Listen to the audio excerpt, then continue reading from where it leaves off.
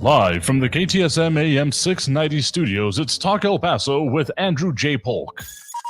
Be a part of the show by calling 915-544-KTSM, 915-544-5876, or comment online on our stream at facebook.com/Talk El Paso. It's 4 p.m. Mountain Time, and that means it's time to talk El Paso with Andrew J. Polk.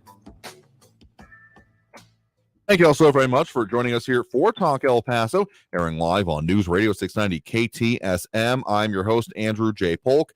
Thank you for tuning in, however you may be doing so, be it on air, online, live streaming through the free and reliable iHeartRadio app, or joining us over on the various social media pages we are up on these days, facebook.com/Talk El Paso, the Talk El Paso channel over on YouTube, Twitter at Talk El Paso, or twitch.tv, Andrew J. Polk. Sorry to have Amber Banda over with us there on the social media, as well as more tuning in, chiming in. It's one of the better places that you can leave your 2 cents, add your commentary. Ion Grimm and Monica Cervantes dropping those likes already. We do appreciate. But if you want to add your 2 cents, add commentary over there, it's also a pretty good place to do it, as you can do so throughout the program. We will be taking those phone calls a little bit later in the show, as we usually do, because well, we have a lot to talk about here today. Among other things, another instance, they're almost becoming, I'm not going to call it a daily thing, but at the very least a weekly occurrence. I can't remember if something already happened earlier this week or if it was just late last week, whenever it comes to another chase resulting in migrants being detained after law enforcement looks like, at least in part, a DPS effort going on in the Lower Valley,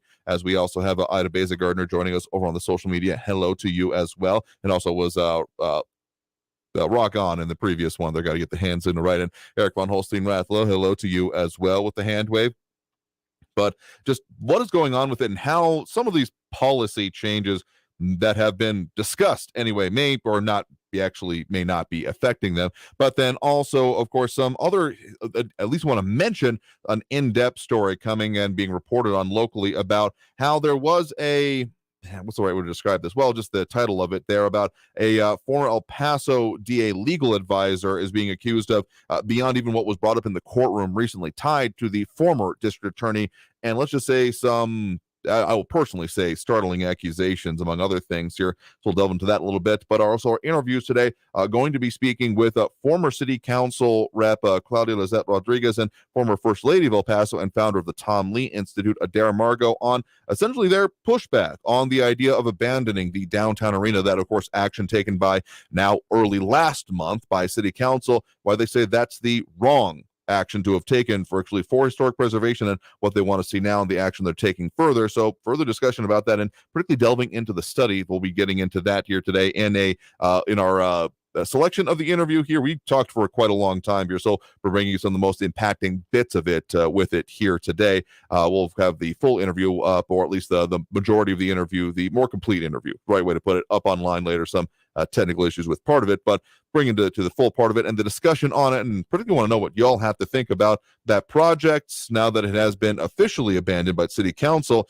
and what they want to do with it, what your thoughts are. So a lot to get into here today. So the article title from our news partners over there, KFOX 14.5, migrants detained after car chase in El Paso's Lower Valley. So as much as not exactly going to say I feel like I'm in the epicenter of something as we're sitting here on North Mesa Street in the studio, but it does feel like a lot of stuff has been happening all along and nearby this area whenever it comes to these car chases, resulting in what I've been referring to as the rabbiting, because the pattern of behavior seems to be that there will be a traffic stop initiated by law enforcement, frankly, of all stripes, of here it coming from police,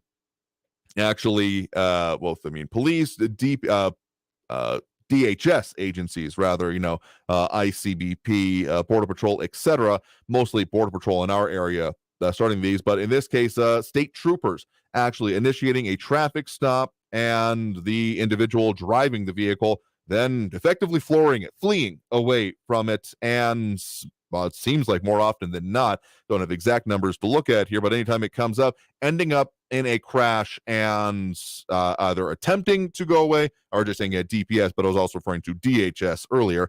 But in this case, it was the Texas Department of Public Safety. Happened about 6 a.m. Did start in downtown El Paso. So I guess maybe not totally allaying my concerns about feeling like near the epicenter of part of this, but that the vehicle drove to Baywood Road and Joshua Court, where the vehicle then crashed.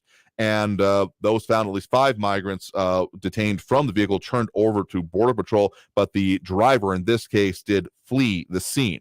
Now, there are still more details developing from this story, but the fact that we are seeing this, again, I'm not quite willing to call it a daily occurrence, but the fact that we are seeing it as at the very least weekly occurrence, I can't think of a week within at the very least this year, if not a significant portion of last year, when this hasn't been, well, a factor, something that has come up. And the fact that we have also had these other parts of it, I mean, we have some significant rewrites or changes to DHS policy, particularly those involving Border Patrol, CBP, and those related agencies, on the significant public purpose and urgency over it, including specifically removing the pit maneuver, the one intended to cause a vehicle to spin and therefore come to a stop. There are various issues going into that. But this specifically being a DPS, Department of Public Safety, state troopers, let's just say that for clarity's sake, being a part of that enforcement action. And so therefore, I would say I'd be pretty confident in saying potentially could be considered part of the Operation Lone Star, all the things going on in our region coming from that ever since the disaster declaration late last year.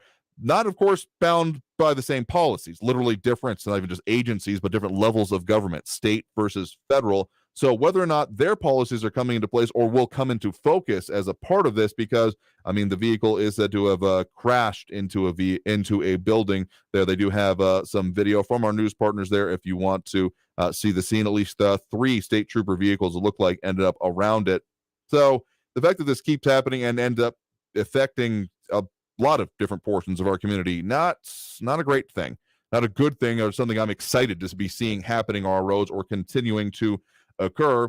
And again, until we start seeing, I don't know, real solutions, I don't even know what could possibly really impact this in the short term, but either real solutions, real action whenever it comes to dealing with border security and immigration issues. I see this as, again, one of those offshoot things, the issues that keep, as much as even you just make things tighter, this will keep happening. So, okay, it was actually looking like it was a 4-door SUV style vehicle. So at least 2 state troopers responding to it at the point where our news partners from KFOX 14 were there. So yeah, not exactly again, I don't like continuing to have to talk about this, but if it keeps happening, at least we're going to keep tracking trends, among other things. But at least one other story I want to mention before we get to that first break of this hour right now. Article titled, Veterans Accuse Former El Paso DA Legal Advisor of Fraud, Threats. Actually special to El Paso Matters here, referring to it there, but written by Aaron Montes with the KTEP News. You may have heard it in a couple of ways, and it's significant because, among other things, you may recognize the name of Roger Rodriguez. He was brought up in terms of the Hoffman-Roth family and some of the August 3rd related, more recent occurrings around the time of the departure or just preceding the departure of former District Attorney Yvonne Rosales as part of the gag order violation potential case. In that situation, it was being referenced that this person somehow associated with the district attorney, either an advisor or something to her, was potentially contacting, and it was alleged even threatening, family members of the Hoffman-Roths, involving a strange email that was even received by our newsroom saying that some speaking about the August 3rd case, or specifically the impacts of the family on it, were out of line, or how the specific line I remember being used was, how dare she, and referred to a former attorney with the district attorney's office. This gets pretty quick in the weeds overall, but the reporting there from Aaron Montes that you again can see over at elpasomatters.org based on their reporting is they spoke with about a half dozen veterans who attended meetings held by Rodriguez on the patio, the coffee shop in West El Paso, saying that Rodriguez pressured them to recruit more members to the group and collected fees from them for legal services that he may or may not have performed, among other things, and then allegedly harassed and even threatened them. So this story keeps taking weird twists and turns. Would encourage you to look at the full thing again. elpasomatters.org is the one I'm looking at here, but of course KTEP has it as well. But it's too weird not to mention, or at least bring up, because this individual, as a former judge or traffic court judge, municipal court in any case, over in the village of Vinton, was at least part of his or credentials, bona fides that were put forth, and the fact that there are now more individuals coming forth, including alleging that he issued them fraudulent bailiff IDs for the village of Vinton, which the Vinton Municipality says they, quote, do not employ a bailiff, nor do we have a recent history of doing so. Yeah, that's it's too weird almost. And there was the part they're talking about here, supposedly under the auspices of a combined Veterans Association in recent years. So it's just too weird. It's almost too much to break down within one whole show here, but I encourage you to take a look at it and the reporting there. But already do for that first break of this hour right now. Coming out of this break, we were delving into another decently complicated subject, because the arena issue, as much as there was that vote again by City Council earlier this year, early last month, and some have thought that might be the end of it, but there are some that are pushing for it to not be and to even be reconsidered. So I have a conversation with, again, former City Council member Claudia Lizette Rodriguez and former First Lady and founder of the Tom Lee Institute, Adair Margot. So that and a whole lot more. Yeah, Robbie Flores saying weird indeed. I sometimes overuse that phrase, but honestly, I can't even say good or bad or like egregious in any way on some of these stories. It just ends up being just, it's too much sometimes. Take a look for it yourself, but we'll certainly talk more about that and the subjects we got coming up for you today after this first break of that hour. Your RF crew is tuned into Talk El Paso, airing live here on News Radio 690 KTSM. Again, calls a little bit later in the show, as we usually do. Comments coming in online already, like Robbie Flores, John Browston, RJ, and the others. So stay tuned. More Talk El Paso after this break here on News Radio 690 KTSM. Don't go anywhere.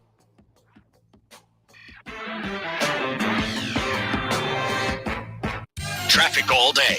News Radio 690.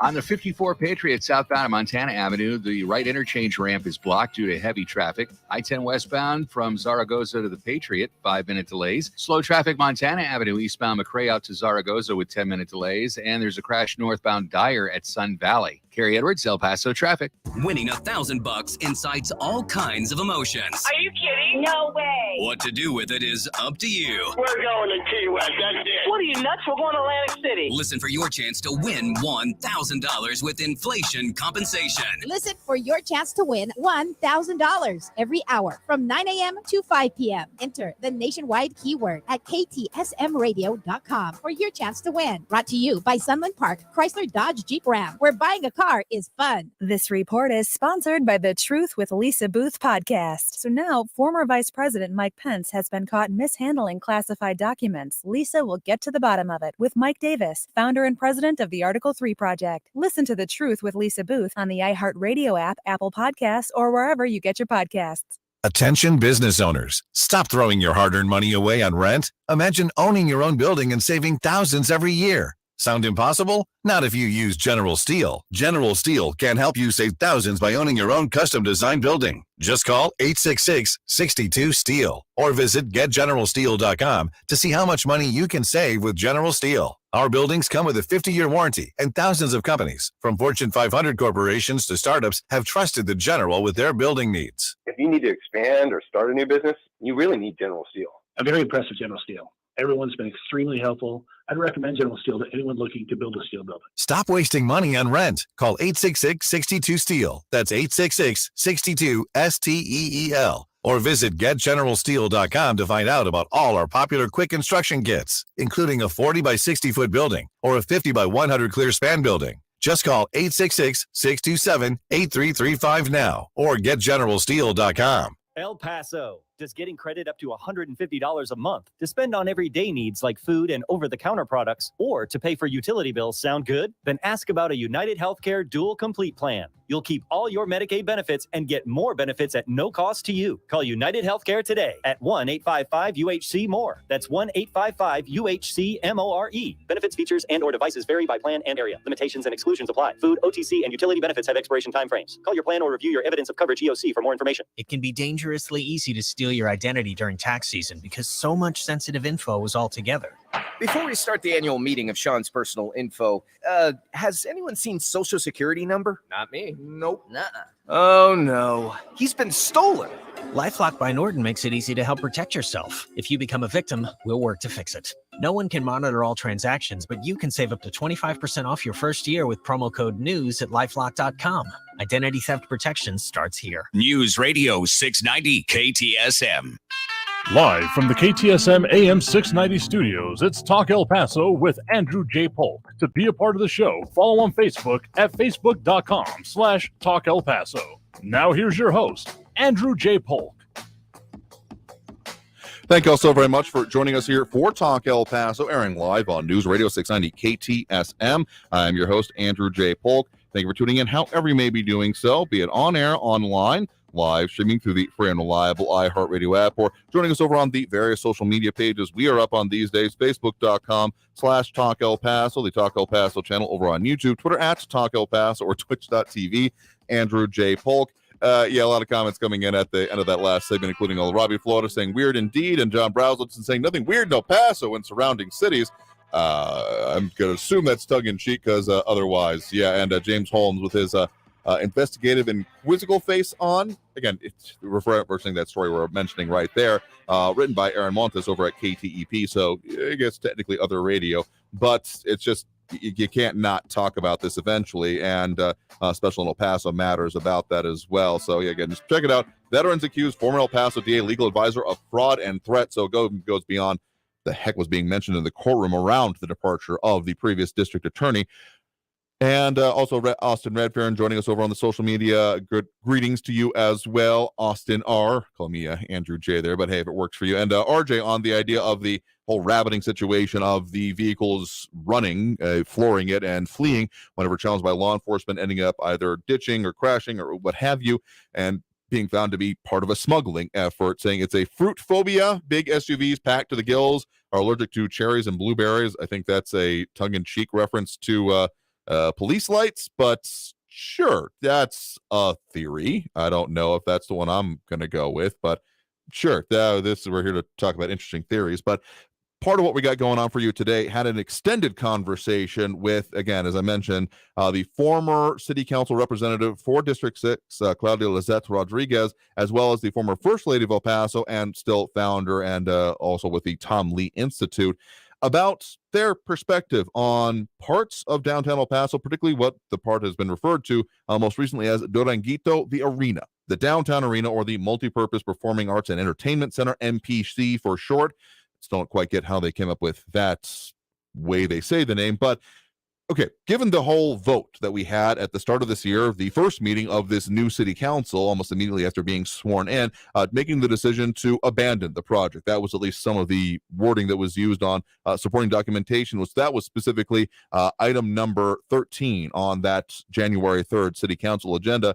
But essentially, the individuals that we're speaking with here today don't think that the story ends there, nor do they want it to. So I was able to get in depth with them and frankly, the efforts that they're taking to move that along. So anyone saying that this might be just done and over with might not be totally correct if, they have their way. So let's get into that and that interview. We did have an extended interview with them, but we're having to basically make a couple of selections from it here in efforts of time. Otherwise, that would be the whole show today. But in any case, we're talking with them, and here's that part of the interview. We will be posting the extended interview, more complete interview online a little bit later after our program here today. So again, here is that interview with them.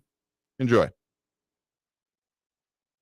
Joining me now, we have Claudia Rodriguez, former city council representative, and Adair Margot, founder of the Tom Lee Institute and former First Lady of El Paso. Thank you very much for joining us here today. Thank you for having me. Good to be here, Andrew. Absolutely happy to have you all on to talk about some significant things going on. Of course, one of the major stories that has been going on for a while now, but significant action at the start of this year, was what was going on with the downtown arena, the MPC project, as it was officially referred to, and also the Multipurpose Performing Arts and Cultural Center. I mean, there's a bunch of different ways that it was phrased there, but downtown arena, as I think, is the phrasing most people are familiar with in the area, kind of just immediately south of the convention center in downtown. And so, of course, the action taken by city council at the start of this year was to no longer pursue that project within those bounds. Now, there was a presentation that was made along with that a little bit earlier than that decision was voted on the city council agenda, and that is something that you all are continuing to focus on, right? Correct. Yes. So when it comes to that presentation, for those that heard us on air talking about it, it was item 13 on the city council agenda, or actually item 14. Item 13 was the vote that was taken, but item 14 was the presentation entitled MPC Feasibility and Programming Study. That was following several strategic plans goals. That was the study that was commissioned by City Council, including by yourself during your time on council, right, Claudia? That is correct. So I believe that when I was originally elected, one of the things on my platform was to save Duranguito, to save the buildings that were in that neighborhood, and also staying within the budget of the money that we had left for that project. And so it was going in, I got informed. There was a lot of information that I learned that isn't available to the public because of litigation, and it's made available to City Council through executive session. And so we make decisions based off of what our attorneys are advising us, and they're advising us these things because of legality, right? That's our attorney. That's their job. Her job is for us to make these types of decisions without getting further involved in any type of litigation or to prevent any further litigation. And so, with that in mind, we were still talking about it. We still kept it at the forefront. Council knew how I felt about the buildings. I have a background in architecture and historic preservation. And so preserving these buildings and preserving our history for me is something that is very important. And so but it's also important that we honored the will of the people. This project had been in hand for almost over a decade now, right? When the voters first approved it in 2012. We have money for it. And because of inflation, because of time, that money is becoming less and less valuable. And that's another issue that I don't believe the voters are happy with. I think that they're just tired of it and they wanted something that we can move forward with. So fast forward to April of last year, and that's when we really got the ball rolling finally, and we commissioned a feasibility study for the people of El Paso. What can this project be? And we really got a lot of public input and really went out there and asked the public, what is it that you all want to see? What is it that you all want? This is how much money we have. And we started the website Elevate EP, where people were then able to take a survey. And that survey, if you took it, or for the people that did take it, it was really focused and driven by historic preservation. And so the questions were really focused around the whole premise of preserving and saving a neighborhood. And so I feel that the city was really trying to do goodwill efforts to try and be sensitive to what the public wanted and really what everybody voted for, and just move forward with the project. And so that's what started in April, and we started to get results. I think one of the preliminary results showed that, originally the city was calling for 15,000 person arena. And really quickly, the results showed that we cannot have 15,000 people. We need to scale this down to about 8,000 to 12,000 people. And some of those, again, the website you just mentioned there, if people want to go see this, because I did, you can still pull up this presentation from the City Council agenda there's like 8 click-throughs you got to do. But so it's Elevate EP, ELEV number 8 EP.com. So a little bit of clever wordplay there. ElevateEP.com is where it's right there on the main page. So if people want to see this quickly and expediently, that's the best place for them to see that. And then some of those numbers and the factors you're talking about, we discussed them on this program around that time here, but about a month ago now. So a refresher, specifically referring to page 21 of that study, and that part of it kind of gives this breakdown of 3 options as were considered feasible, or at the very least discussable at this point. And it had a 12,000 square foot arena, a 12,000 capacity arena rather, and it had the project costs, the kind of continuing fees of $386 million, but total costs, including historic renovations, capital reserve, etc., of about $416 million. And as you mentioned, at this point, as this study was commissioned coming out, there was estimated to be about $153 and change million left in the total kind of study and bond amount. Right. And we say 150 whatever million dollars, right? The value of that money really, it's what now? Like it's not getting greater, it's not becoming more, it's actually becoming less. Yeah, this is not an invested pot of money. It's just like not an endowment that has, continual maintenance of it. Exactly. It's we've anyone who has gone and bought anything in the last couple of years would be familiar with the lumber costs, the building costs, labor costs, the inputs into it have continuously been in fluctuation, but not exactly like getting less costly. Like it's been a roller coaster, but that only goes up, I guess would be a way to put it.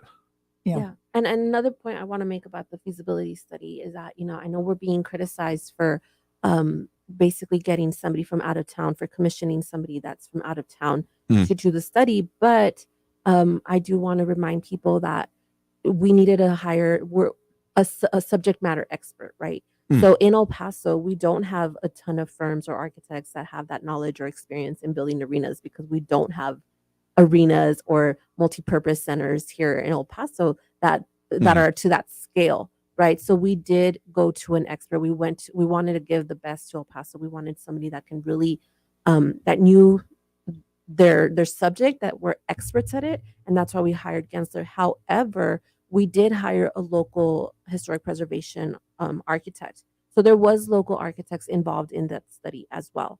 Not only were local architects involved, but also, like I said, the public was involved through these surveys, through the engagement meetings that we would have with them. So it wasn't like somebody came in from out of town and said, "We know what's best for you, El Paso, here you go."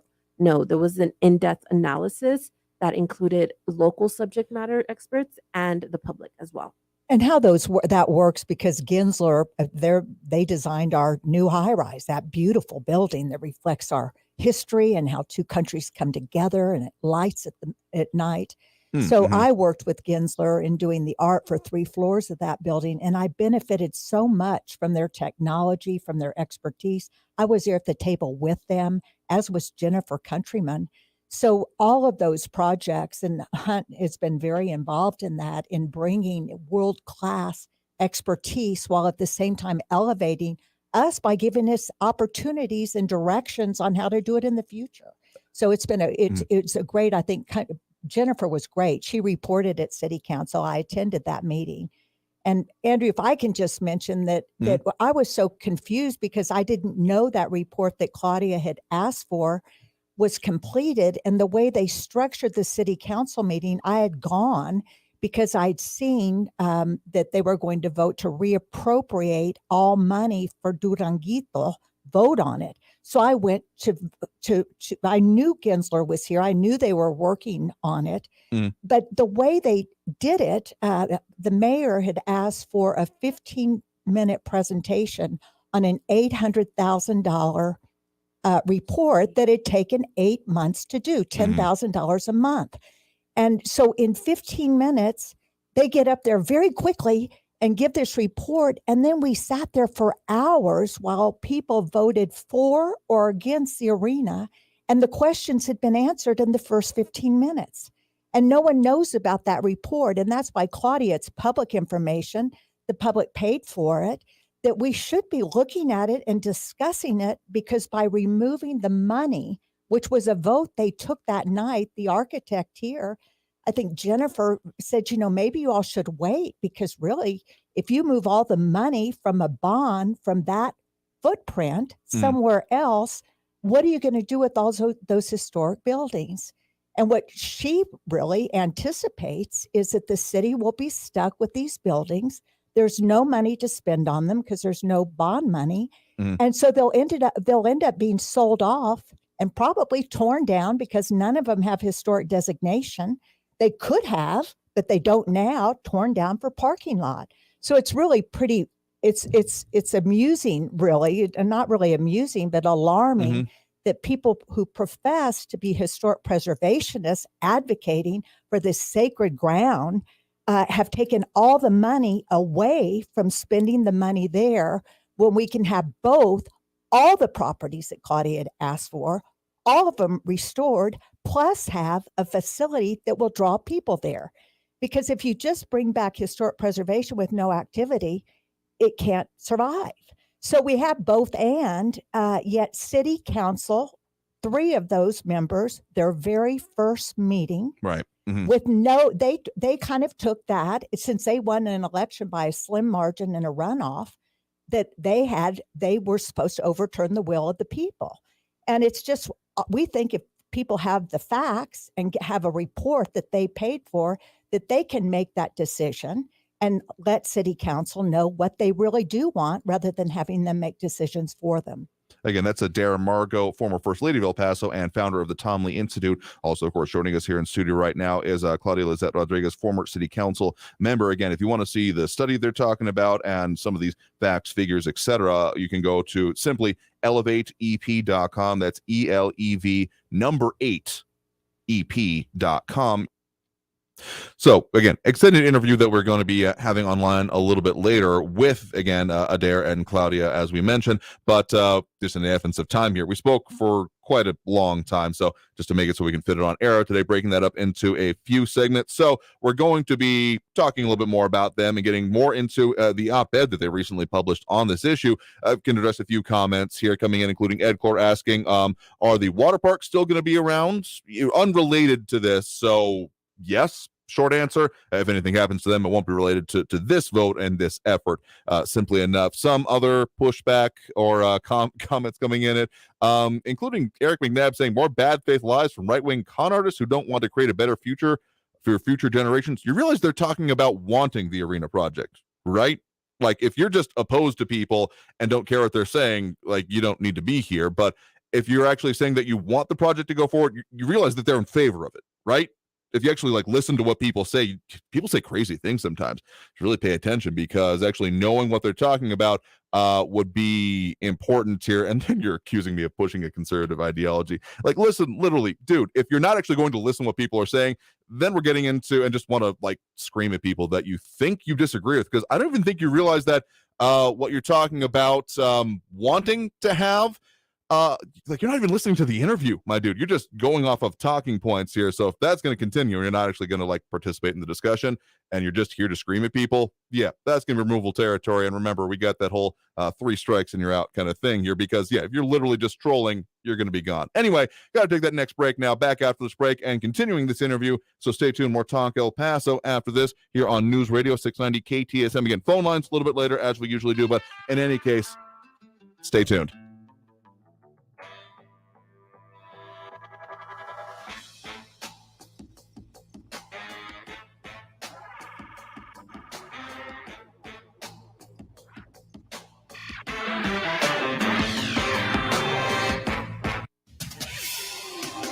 El Paso's News Radio 690 KTSM. Hello, I'm Miraka Castillo with this KFOX 14 News Update. 2 separate animal bite incidents were reported in Far East El Paso this week. The first incident happened on Monday at about 4:15 in the afternoon on the 200 block of Oil Mill Drive in Tornillo. During the investigation, deputies learned that a pit bull and a bulldog attacked an older woman and bit her several times on her face, legs, and arms. The woman went to a hospital in serious condition. The Animal Welfare Unit issued several citations to the canine owners and impounded the dogs for euthanasia. Detectives are actively investigating that incident. The boy was bitten less severely by a pit bull. That incident happened in Horizon and is also being investigated. And 5 migrants were detained this morning after a car crash in the Lower Valley. The vehicle chase started at about 6 in the morning downtown along El Paso Drive. The migrants were turned over to Border Patrol custody after they were caught when they crashed in the Lower Valley. The driver, however, fled the scene. I'm Miraka Castillo with this KFOX 14 News Update. News Radio 690. Traffic all day.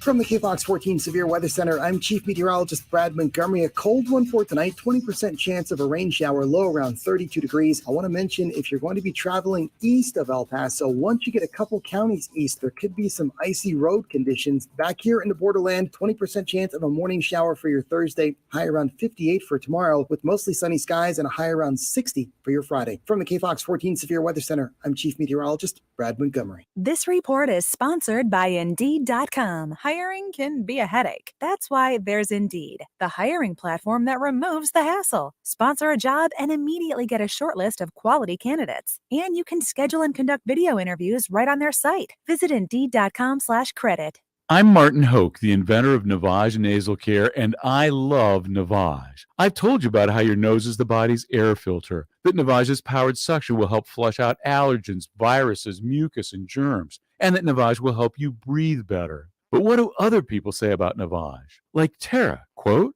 "My doctor wanted me to do saline rinses for my allergies, but I've never been able to successfully use a neti pot. Navage uses suction power, so it's foolproof. There are nights when I'll have particularly bothersome allergies. I'll bust it out and the results are immediate. It's such a relief. It's become a lifesaver.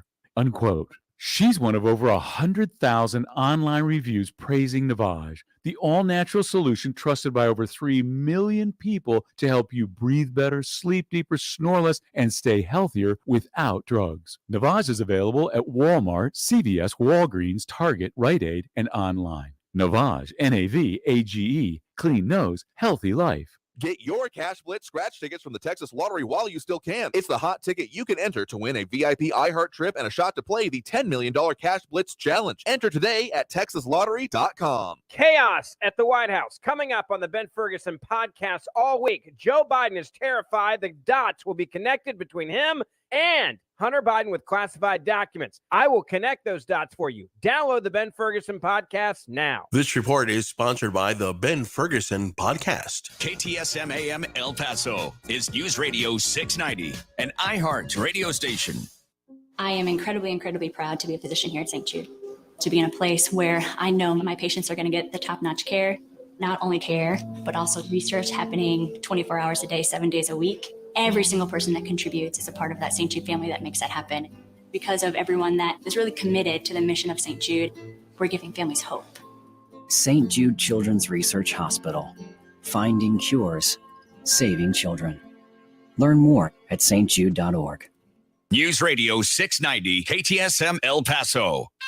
Live from the KTSM AM 690 studios, it's Talk El Paso with Andrew J. Polk. To be a part of the show, call 915-544-KTSM or follow on Facebook at facebook.com/Talk El Paso.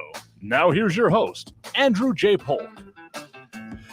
Thank you all so very much for joining us here for Talk El Paso, airing live on News Radio 690 KTSM. I am your host, Andrew J. Polk. Thank you for tuning in, however you may be doing so, be it on air, online, live streaming through the free and reliable iHeartRadio app, or joining us over on the very many social media outlets we're up on these days, facebook.com/Talk El Paso, the Talk El Paso channel over on YouTube, Twitter at Talk El Paso, or twitch.tv, Andrew J. Polk. Okay, we're going to try to pull a pro gamer move here and get into as much of the rest of this interview as we can. Did an extended one that will have the full version up online after the program here today, the extended version that is. But again, continuing into the interview when it comes to, again, talking with Claudia Lizette Rodriguez, former city council member, and Adair Margot, former First Lady of El Paso, about, again, their perspective on why essentially they think that the arena project should continue here. So, as I said before the break, if you're just going to be in the comment section, that is, or on the calls, blatantly ignoring what we're actually talking about to put forth your own points here, aka trolling, just trying to get a rise out of people, you're going to be removed. Of course, you're going to hold whatever beliefs that you want to out there, but if you're going to insist on being an idiot around here, yeah, you're going to be removed. That's just the simple fact of it here. So getting into the second part of that interview right now, again, there's one more part of it we'll try to squeeze in right now, but here's the second part of that interview. Enjoy.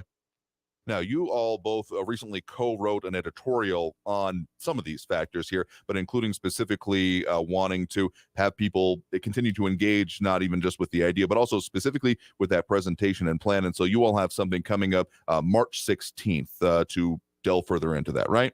Yeah, so what we're doing is we're trying to just really encourage the public to continue being informed and engaged and really seeing, hey, you had this option. You had this option that was a great compromise because we were going to save buildings. We were going to stay within the budget. If you're able to pull up the recommendation, the one that looks like an amphitheater, that's not an arena. And so people argue that the language from the original bond did not specify an arena, which, mind you, that was already litigated. It was decided, and that's a losing argument at this point because, the courts decided that. Whether we like it or not, the courts decided that, yes, technically the city can build an arena. But with that proposition that's being proposed, that's a multi-purpose, multicultural center. That's something that's something, it's not an arena whatsoever, right? So it's meant for entertainment. It's meant for families. I know I myself, I have 4 children and I'm not taking them to any, I think the last one that we went to was at the Don Hoskins Center, the Cirque du Soleil that came in, I believe, December. Last year. Last year they Yeah. came. That was Mhm. the last. But I mean, definitely when we go out of town, we're looking for these types of opportunities where we can take the kids to different events for them Mhm. to enjoy the arts and enjoy music and enjoy different types of entertainment that's available for children. And I think that the children of El Paso deserve a nice facility. Like we enjoy our baseball stadium. We enjoy other types of our Winterfest. We enjoy a lot of things that are being brought forth by the city. And the city's not doing it for anyone. They're doing it really for the public. That's what we were doing them for. So you're referring to their kind of the different floor footprints that actually within the overall footprint, rather what the Right. actual building itself would take up here. It was on page 27. Again, the city council presentation again can be found over at elevateep.com. It was the flexible hybrid venue B version, and then the arena that, I mean, just looking at it kind of from the top down view, the arena was kind of a box, a rectangle, a prism that It way. would be a bowl. It would be a sunken bowl. Mhm. On the interior part, it would be a bowl, and the outside would be like a box. So it would have you have kind of like downward graduated ceiling, seating like you're talking Seating, about. exactly. And then the flexible hybrid venue looked, again, amphitheater is kind of what comes to mind for me, just because it's kind of got that shell shape with the stage at one end and then broadening out into that. And some of the examples that was given about that and that we were talking about is actually the Toyota Music Factory as kind of an example of what that could end up looking like, particularly in how the indoor and outdoor seating would work, where there's some that's basically under a cover and then more that are out in like grass seating, essentially. Right. And another example of what the footprint of what this project would have looked like is the Albuquerque Amphitheater. That one is completely 100% outdoor, but the actual layout, the actual footprint of it, the floor plan of it would be what this hybrid model would be. It would just be kind of covering half of it in Albuquerque. So if anybody's ever been to Albuquerque, I know that I've been there several times for different concerts. That's what this would have looked like. And I think the people of El Paso would definitely had appreciated a venue like that to be able to see, have different types of events. So that was the other thing that the study found, right? Where we wouldn't be able to have a basketball arena, so to speak, because we would be having to promise certain dates or a huge chunk of dates for basketball.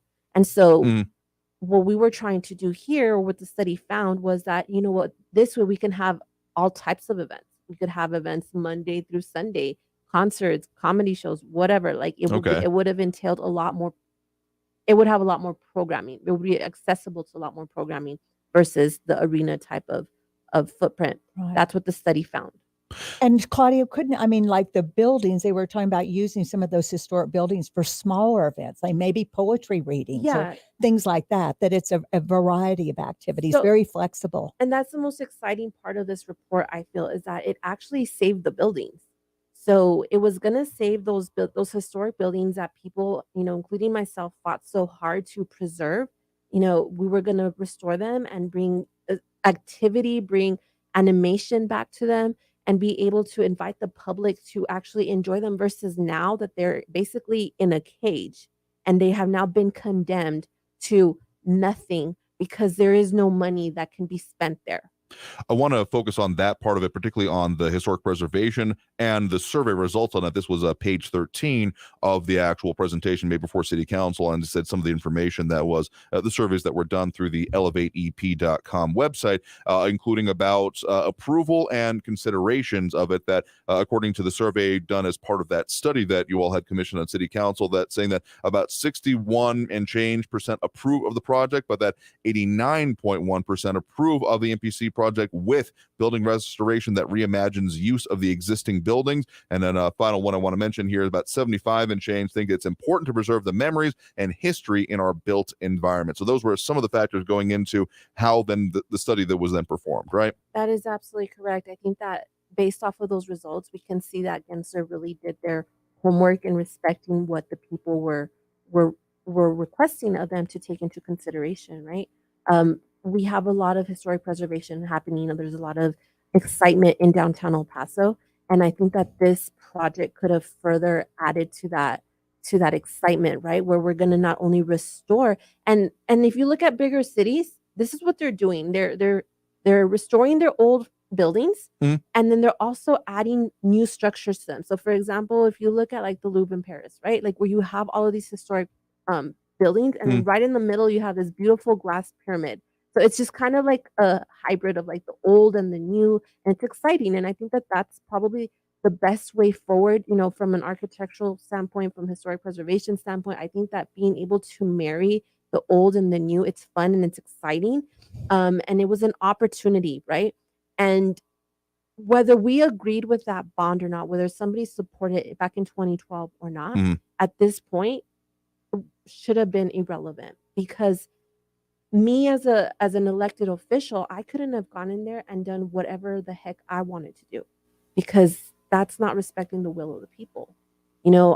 If I didn't agree with the project, the best I could have done was fight for what I believed in. What I believed in was preserving those buildings.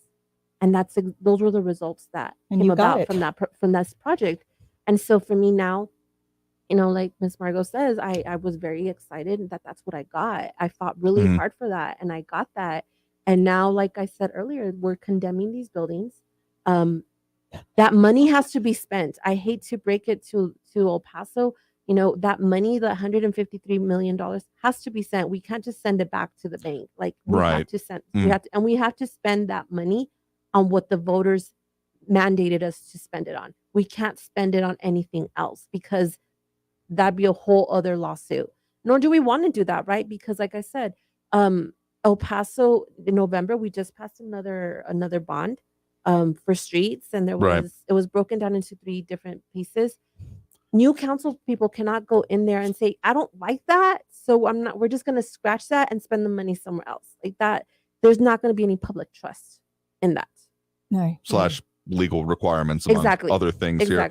So then the study and the way it was put forth here, again, we'll have some of those renderings up both on our social media and talking about them further, but the way they actually showed within the footprint overall, the kind of situating of these buildings was kind of arguably nestled in between and around a lot of the particularly potentially historically designated ones, the ones referred to in the study as significant and owned by the city is the reference here, the ones that are outlined in orange, more or less, among other things.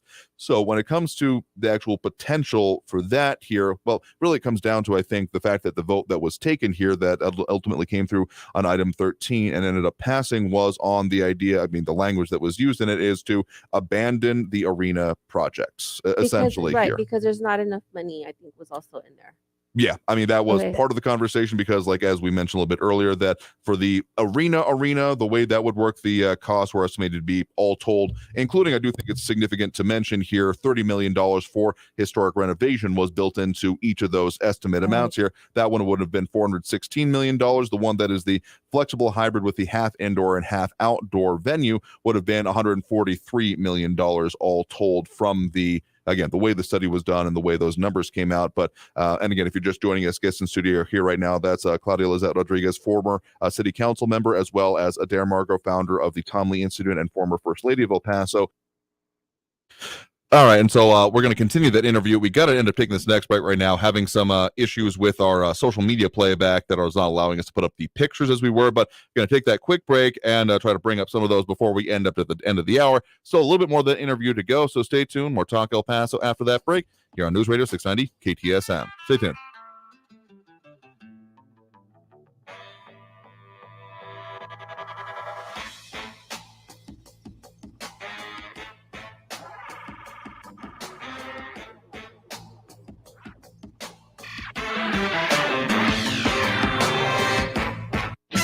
Traffic all day. News Radio 690.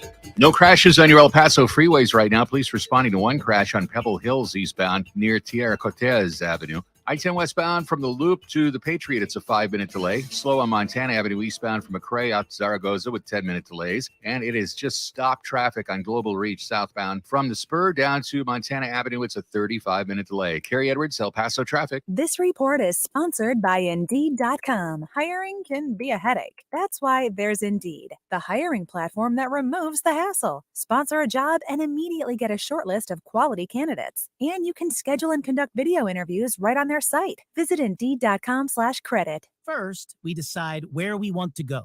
Then we need to know the best way to get there. Hi, my name's Adam Barada. I'm the owner of Advantage Gold. We're the highest rated precious metals firm in the country. We teach people how to own physical gold and silver. Now, we've won the Best of TrustLink Award 4 years in a row because we educate our clients on how to buy gold and silver the right way. We don't pay celebrity spokespeople millions of dollars. We'd rather pass that value on to you.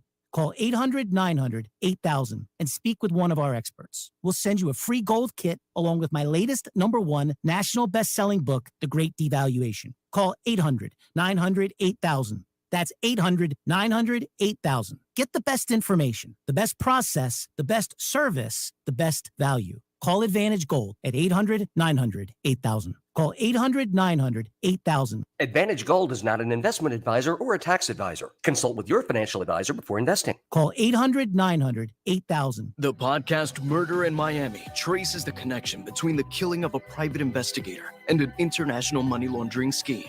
It's a shocking, surreal story of spies, smugglers, and corruption in the city that was the nation's cocaine and murder capital in the 1980s. Did he tell you who he was running the guns for?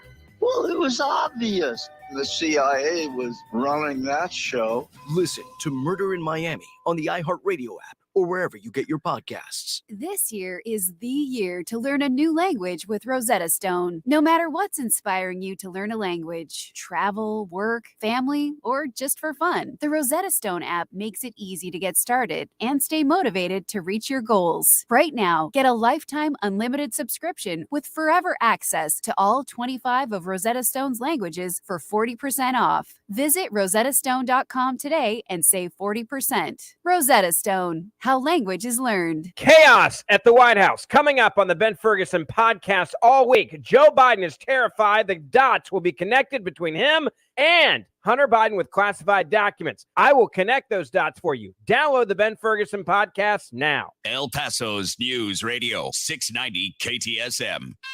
Live from the KTSM AM 690 studios, it's Talk El Paso with Andrew J. Polk. To be a part of the show, call 915-544-KTSM or follow on Facebook at facebook.com/Talk El Paso. Now here's your host, Andrew J. Polk. All right, thank you all so very much for joining us here for Talk El Paso, airing live on News Radio 690 KTSM. I am your host, Andrew J. Polk, here, experiencing some issues with our playback on Facebook. We may have ended up having some double or repeated audio, but so we weren't able to pop up some of the pictures for our social media audience. We'll be going through a few of those here as we get through it, including that downtown arena plan, the one that was from the city council presentation, showing the two different sets of possible facilities within the arena footprint there, as well as the buildings within the footprint that we've also been discussing, the ones that are mentioned as being, being essentially historic, significant, possibly designated or not there. Also, some comments about the live chat gone, should still be there, but nothing changing. But in any case, already got to take that first break of this hour right now. Coming up out of this, since we had a little bit of issues, we're going to have the conclusion of the interview playback we have for today. So we'll be opening up those phone lines here. So if you want to get on that line, that number to do so is 915-544-5876, 915-544-KTSM. We will be back after this break and the top of the hour news to conclude this interview and get to those calls here on News Radio 690 KTSM. Stay tuned. Traffic all day. News Radio 690. Still looking at the right interchange ramp blocked due to heavy traffic on the southbound 54 at Montana Avenue. Slow traffic on the 10 westbound from the Loop to the Patriot with 5-minute delays. Montana Avenue eastbound from McRae to Zaragoza is a 9-minute backup. And an injury accident reported. Police on the scene at eastbound Pelicano at Pullman Drive. Carrie Edwards, El Paso traffic. 180 over 111, and I had a stroke. I couldn't speak or walk. This is high blood pressure. Get back on your plan. Go to loweryourhbp.org. Brought to you by the American Stroke Association, American Medical Association, and the Ad Council. News on the hour and a half. Traffic and weather all day. Keeping you informed and up to date. El Paso's News Radio 690 KTSM. Stay informed at KTSM Radio. News on the hour and a half. Traffic and weather all day. News Radio 690 is KTSM AM El Paso, an iHeart radio station. NBC News Radio, I'm Brian Shook. one of America's largest airports, is experiencing a major power outage. The lights are out across much of Los Angeles International Airport. LAX officials say the TSA has stopped passenger screenings and many flights are being halted. The family of Tyree Nichols says he touched a lot of lives. Nichols' parents and siblings honored him at his funeral in Memphis. His father, Rodney Wells, said they must continue to fight for justice. Nichols' mother, Rovon Wells, called her son's death unimaginable. I promise you the only thing that's keeping me going is the fact that I really truly believe my son was sitting here on an assignment. His older sister, Kiana Dixon, said Nichols was robbed of his life. The House is passing a bill that would end the COVID national emergency declared in March 2020. The joint resolution cleared the House by roughly 30 votes. It would terminate the COVID national emergency once enacted, but is not expected to move in the Senate. More than 300,000 Texans are without power due to the winter storm. According to poweroutage.us, about half of those without electricity are in the Austin area, while tens of thousands have lost power in East Texas. A group of conservative House Republicans want to impeach Homeland Security Secretary Alejandro Mayorkas. Arizona Congressman Andy Biggs today said he's introducing articles of impeachment against Mayorkas, who's faced sharp criticism over his handling of the U.S.-Mexico border. Biggs said he's hopeful Speaker Kevin McCarthy will back the move. He made the announcement alongside several Republicans, including Representatives Lauren Boebert of Colorado and Marjorie Taylor Greene of Georgia.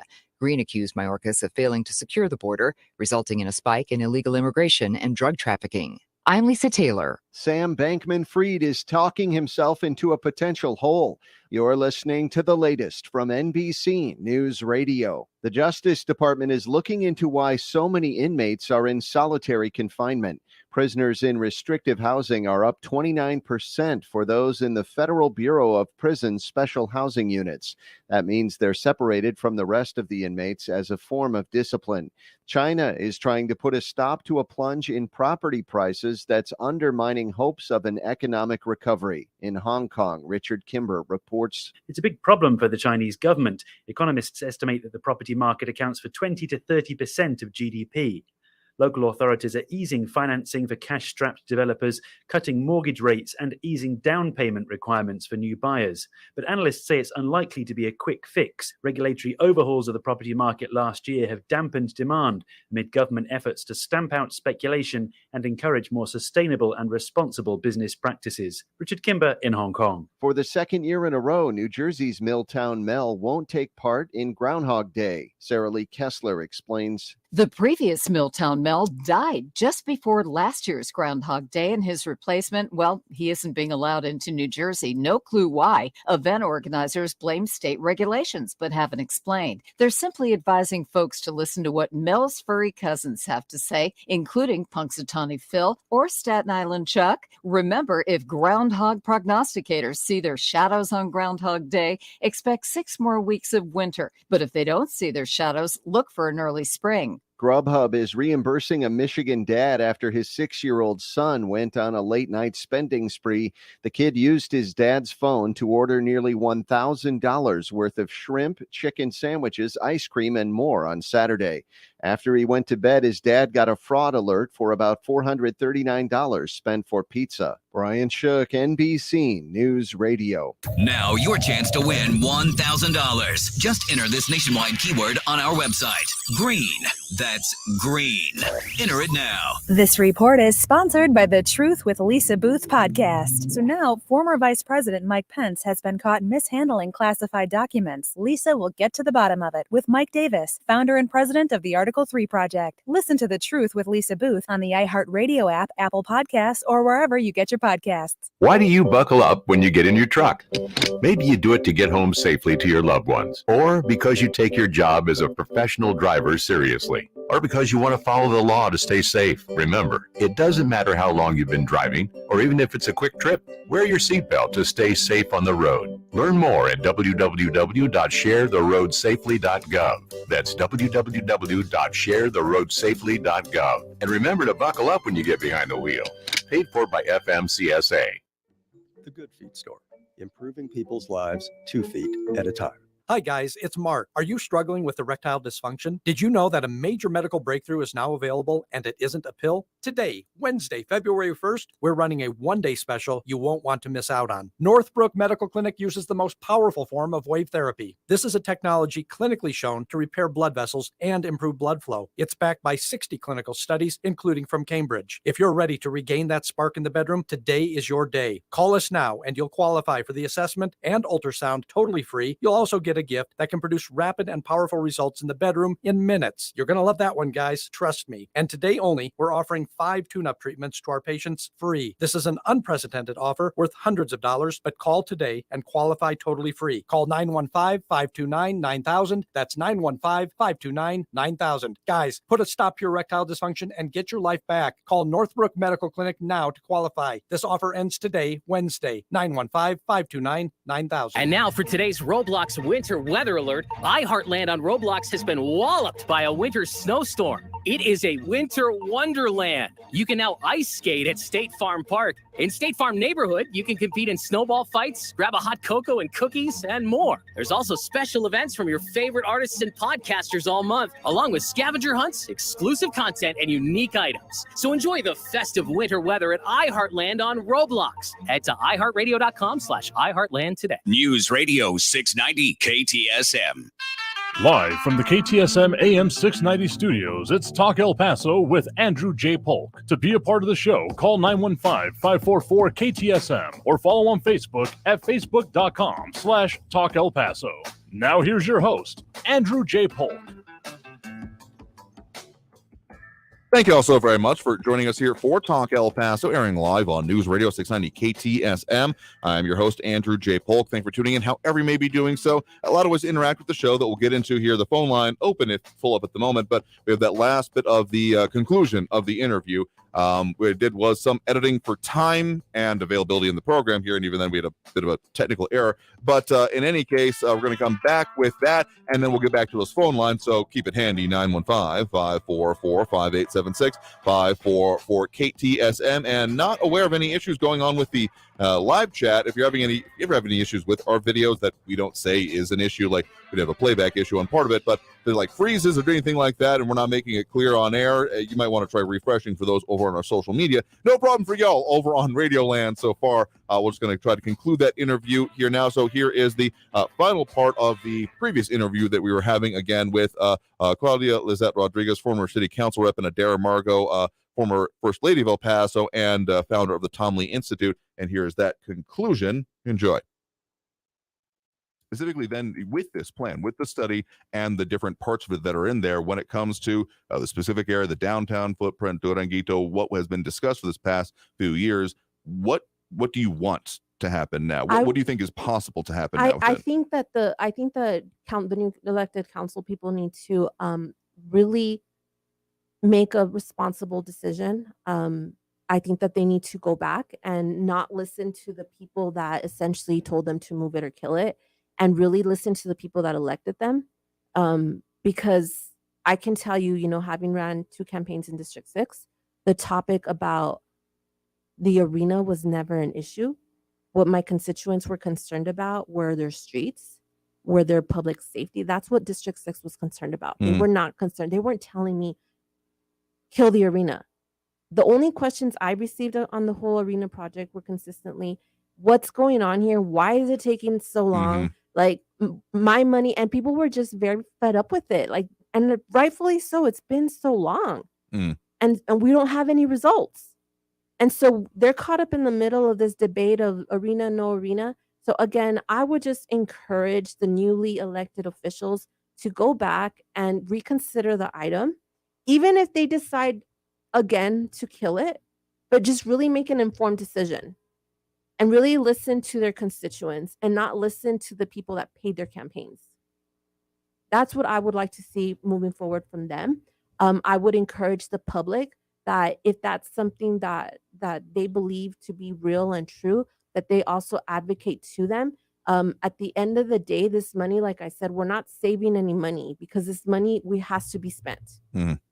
So public, you voted for this, you supported this. I would say if this is something that, you see that there's a way forward, that you should definitely do it. I know El Paso has constantly been caught up in this urban legend or urban folktale, if you want to call it, of the Riverwalk and SeaWorld. We could have had a Riverwalk in El Paso, but what didn't happen? Why didn't it happen? Oh, we could have had SeaWorld in El Paso. It didn't happen. Well, I don't know if any of those opportunities realistically ever came to El Paso, but this is an opportunity that we could have had in El Paso. I'm a huge proponent of the Fort Worth Stockyards and that type of entertainment and how it's an attraction for tourism and how people go down there and they have lunch and dinner and drinks and what have you. And this is a missed opportunity. This is our version of we could have had that in El Paso. But we've got it's been a month, and that's what we want people so excited when you look at it. It's like, wow, that's it. Encouraging more business down there. Wow. Using these historic structures where there's money to fix them up today, not talk about it, but fix it up today, and a place where people can go have picnic lunches and listen to music or whatever. It's there. The money is there. And a small group funded from out of town. I've started thinking that there's something with JP and Paul Foster, just jealousy or something that causes somebody to try to hurt a city while saying they're saving Duranguito. They have abandoned it and said they have condemned it. They have taken any money that can be spent there and said it has to be, and that passed city council with newly elected people. So I think what happens too, when the public finds out about it and puts pressure on their city council people, they change their votes or, they're recalled. Yeah.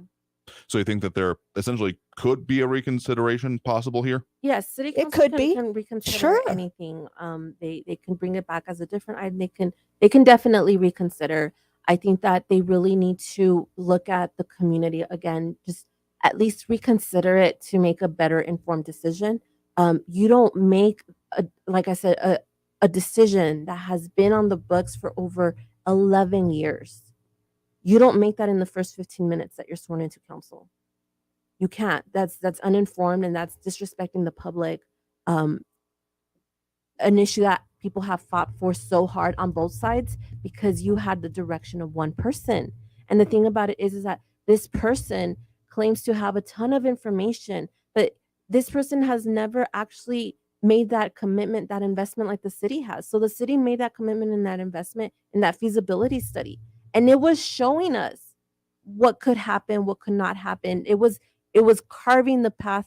It was moving us forward. I, having kids again, envisioned a place where we could have reenactments of Pancho Villa, because Pancho Villa is a big proponent of that neighborhood. He's definitely present there. Yeah, he's present there. The stash house is right there. Just so many different types of entertainment that we could have offered within and on the outside of that footprint.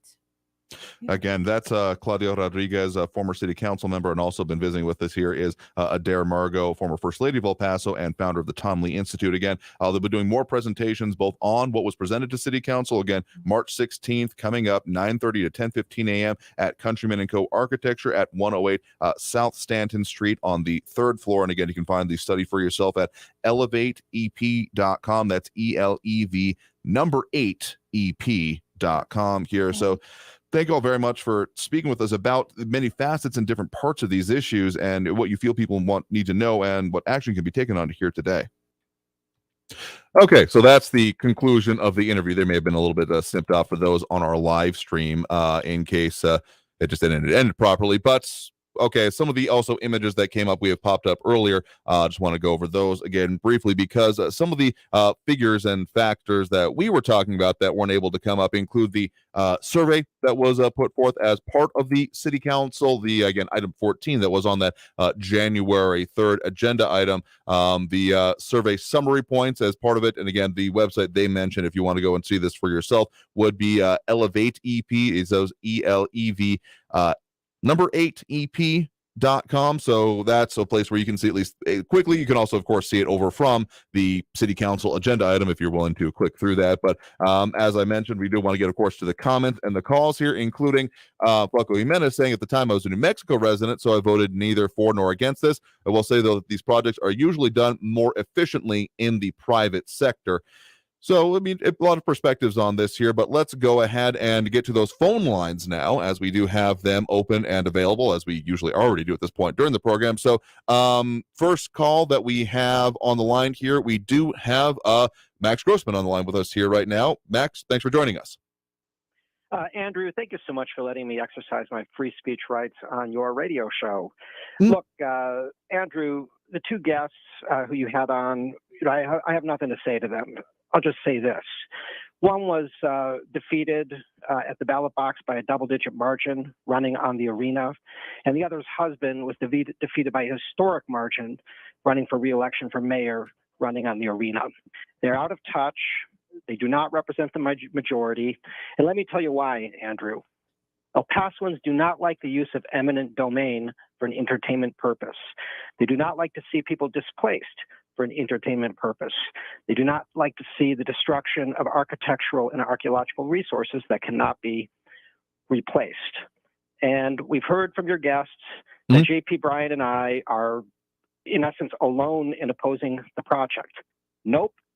It is opposed by the National Trust for Historic Preservation in Washington, Preservation Texas, the Texas State Historical Association, the El Paso County Historical Commission, the El Paso County Historical Society, every single academic who has an opinion on this, community groups, tens of thousands of El Pasoans, and now 5 of the 8 city council reps and the mayor, okay, and the city's own Historic Landmark Commission and City Plan Commission, all right? The feasibility study, $800 flushed down the toilet, pardon my French.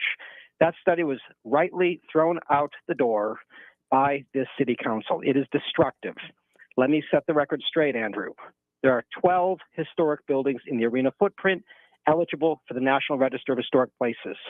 That plan, that hybrid plan, would destroy 5 of them and leave 7 standing, and spend $30 million, quote unquote, incorporating those 7 buildings in a manner that is grotesque.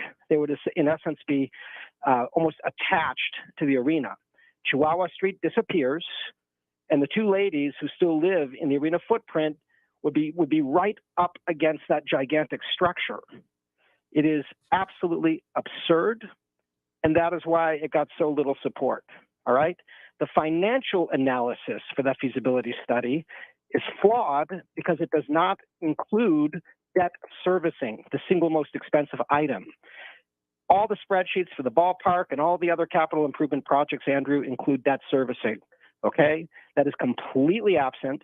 If you were to include it, you would see that those projects are deeply in the red.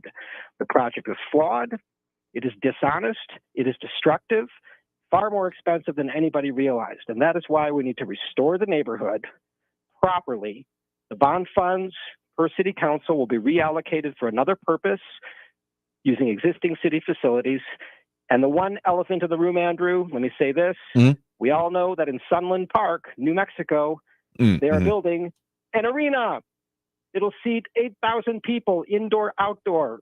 It's the same project, okay? It's going to be built privately and will cost the taxpayers of El Paso nothing. This is a moot point. The feasibility study is gone and dead. There will be no arena in Duranguito. There will be a restored neighborhood, period. Enough with the misinformation, enough with the dishonesty. El Pasoans know the truth. Yes, this project is dead and gone. Let's move forward. Andrew, thank you. Yeah, sure thing. Thank you for the point in the call. Do appreciate it. All right, and with that, I think we'll go ahead and take that next break right now and get back on track with the calls here as well. Had some technical issues early in the program, but we are back up and fully up with it. So if you want to call in, remember that number to do so is 915-544-5876, 915-544-KTSM. Back after this break. More on the comments as well after this here on News Radio 690 KTSM. Stay tuned.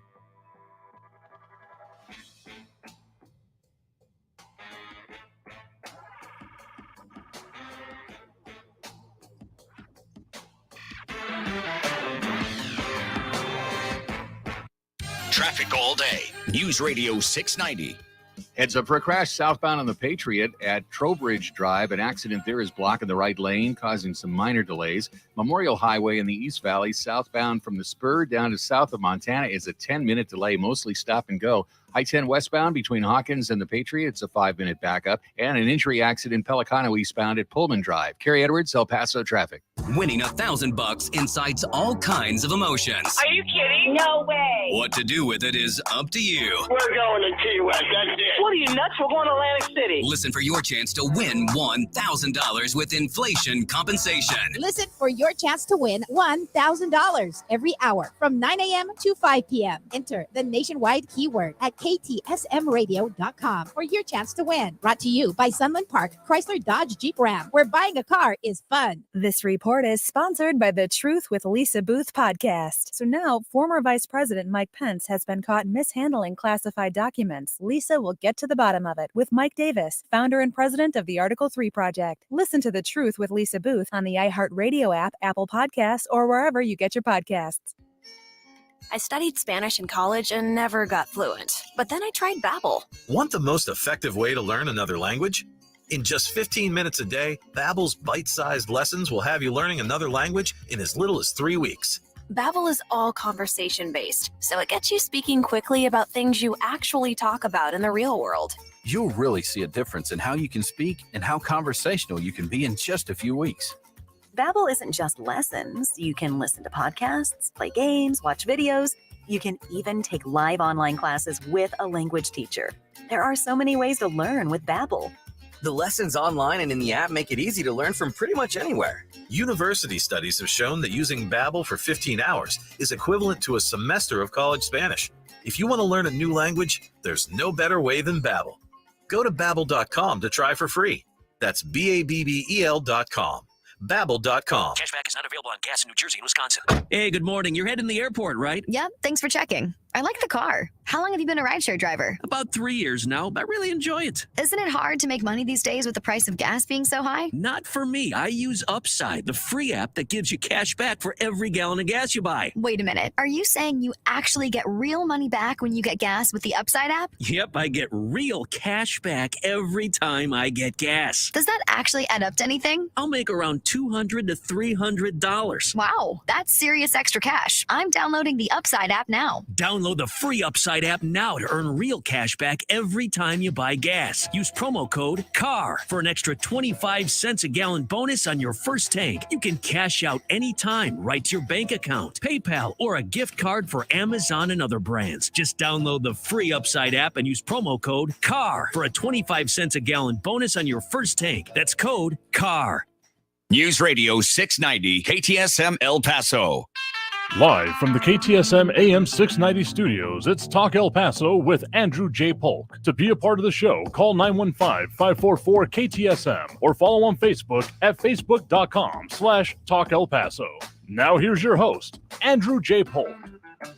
Thank you all so very much for joining us here for Talk El Paso, airing live on News Radio 690 KTSM. I'm your host, Andrew J. Polk. Thank you for tuning in, however you may be doing so, be it on air, online, live streaming through the free and reliable iHeartRadio app, or joining us over on the various social media pages we are up on these days, facebook.com/Talk El Paso, the Talk El Paso channel over on YouTube, Twitter at Talk El Paso, or twitch.tv, Andrew J. Polk. A lot of comments that are coming in online, including about the discussion about the arena project or the merits or lack thereof, among other things here. And also, RJ, I did see this go by, so this is a good time to mention anyway, saying that someone is losing stripes. A Browning 50 cal was found on the street at Fort Bliss. A pistol maybe, but one doesn't. But this one doesn't just fall out of your back pocket. Yeah, so for anyone wondering what we're talking about there, we're talking about the Ma Deuce, the vehicle-mounted 50 caliber fully automatic belt-fed weapon that, think of a World War II weapon where a guy's like standing on the top of a tank and firing like a machine gun. It's that honking thing. And yeah, the major body of the bear was kind of missing from the picture I saw. Was found just in the street, like probably literally fell at the back of a truck. But yeah, it's That's a problem, and that shouldn't just happen. Anyway, other comments coming in, including Rick Reyes saying, addressing me, saying, Andrew, I still remember when Mayor Caballero wanted to put the railroad yard, wanted to put it in the railroad yard. No one ever came about that plan in 2003, but when the bond passed in 2013 for $150 million, they didn't. I think choose a site. They should have put it where the Northeast, where the Diablos played. Hopefully, before they pass another bond, they have the site first. That definitely was a part of the conversation. I think, essentially, to your question about why not the rail yard. Frankly, that's what I think conceptually, anyway, would make sense. I mean, if we go with the multi-purpose or performing arts, sports, entertainment, whatever complexes being built by the city, I think that the precedent set by the Chihuahuas ballpark itself would be a good one, is if you want to build it in downtown and use the land, basically you got to blow up City Hall again. So if you want to demolish City Hall like they did for the last time, and I was actually like a few blocks away, we had been there at the Doubletree Suites given to us by a friend who didn't realize it was demolition weekend. Long story, but we felt the rumbles from it. But sure, if you want to do that, blow up City Hall and put it there. That would be my kind of suggestions. But let me also say that the railroads are a government unto their own. They literally have their own police. So getting that to work would either be they could tell you to forget it and use a different F word in that case and just say, well, you don't have to do anything, or they would want significant concessions. And I think that has been unpalatable, at least from previous city council meetings that both I've attended or reviewed, unpalatable at best here. Blanco Man is also saying great idea, but I imagine the environmental cleanup would cost tons. I mean, there is remediation in place on that property from a diesel, essentially. I mean, there's been generations of trains going through there, so that definitely was at least part of the conversation there. Anyway, and Flacco Man is also saying, being as the bond money is no longer worth it, makes sense to repurpose it and perhaps combine it with private investment. I mean, there are potentials, there's possibilities here, but again, the action taken by city council has been to, I mean, literally the language that was on the city council agenda was to abandon the arena project. So yeah, it's I don't see that moving forward, at least without more action coming from city council on this, at least in that area, which is what the guests were primarily talking about. Well, let's get back to that phone line right now. Well, we do have Frankie and Missy on the line with us here right now. Frankie, thanks for joining us. Well, as I was telling that lovely call screen of yours, the signal is all screwy. I don't know what's the matter with your antenna. Well, I have to suffer through this again. Now, I did some cursory research relative to the conversation yesterday about guns in New Mexico. And so what it turned out to be, they got a Senate bill put forth by 5 Republicans about 18-year-olds getting concealed permits and so forth, right? Ain't going to happen. Mark my words. You heard it here first. This is breaking news. The rest of our great legislature in New Mexico is going to shoot this down. You can't be having 18, which they can't even think straight, for crying out loud. And you're going to give them a gun with concealed permit? There's nothing but disaster, 14 different ways of Sunday on that. So it ain't going to happen. And you heard it from me, Marcia Frankie. That's what my opening rant. Okay. I mean, that we've been certainly discussing, I mean, I guess yesterday, among other things, address some of those laws in New Mexico, particularly ones that are being proposed here. So I do think that most places and regulations are of 21 possession for a handgun. I mean, there is, of course, special dispensation for specific circumstances, including specifically those like serving in the armed forces, among other things. So maybe it's in line with that, but do you know that bill number offhand? Well, no, off the top of my head, I don't. But okay. It's relatively new. It's January this year that these guys, these Republican fellas, led by some guy from Otero, big surprise there. So I can't remember the bill, but okay. I mean, that's what they put forth, and it's not going to happen. There's too many smart people in all beautiful land of enchantment that aren't going to put up with this nonsense. Well, you got all this other nut jobs out there doing all this other stupid stuff, and you want to hand them a weapon, concealed permit? Give me a break. Think I found it here from sourcing KRQE that it would be okay. Actually, doesn't. House Bill 164 would, according to them, provide for permitless carry of firearms by adults over 18, or as long as it's not prohibited by state or federal law. That sounds in the vein of what you're talking about. Exactly. Okay. Yeah, I love the caveat that they make on as long as it doesn't infringe on whatever that thing, against various other rules and regulations. Look, come on, give me a break. The people in the United States shooting everybody left and right for the stupidest reasons whatsoever. I mean, no, I just don't believe the rest of our delegation in New Mexico are going to they're going to vote it down. I honestly believe that. I could be wrong, but I just don't believe all beautiful, beautiful people here in the land of enchantment are going to just put this out there. I don't believe it. Well, we'll see what comes out of this session. We got a lot of eyes being kept on a lot of different bills that have been brought up so far, so I'll add this one to the list that I'll keep my eye on, but we'll actually see what comes out of it there. So thank you very much for the point of the call. Do appreciate it. All right, listen, do something. Get your engineers out there and rearrange that antenna so I can hear what you're saying. Fair enough. Well, again, appreciate the point of the call. We'll do our best, but just as a gentle reminder, the iHeartRadio app exists, but I know that can be frustrating. No, I'll get on that Facebook thing with your little orange microphone and that goofy looking sign behind you and get a better picture. I already told you about that. Fair enough. Well, appreciate it. You have a good one. All right, bye. I don't think there's anything wrong with my sign. Anyway, we got time for, let's get to another call here real quick. We do have Raul in the Northeast on the line with us here right now. Raul, thanks for joining us. Hey, Andrew. Well, I'd like to say right on to Dr. Grossman. Excellent analysis. I'll take his word over that of that former rep and a member of El Paso's Republican ruling elite. How about that Old West, Old Mexico theme park, entertainment complex with shops, restaurants, and not just an arena. I mean, we need more than just arena, and we should consolidate all that in some fantastic location, either near the mountains or in the upper valley, something really, really beautiful that we could do. I mean, but this community leaders in the past, and not all of them, but many of them, black in the vision, and it doesn't seem like they want to celebrate our history and our culture, and our ancestry. It is really, really, really, really sad. I guess it's just, again, the microcosm all the way to the macrocosm. Failing government, failing systems, people suffering, people hurting, people very, very divided. This country is not in good shape. It's scary.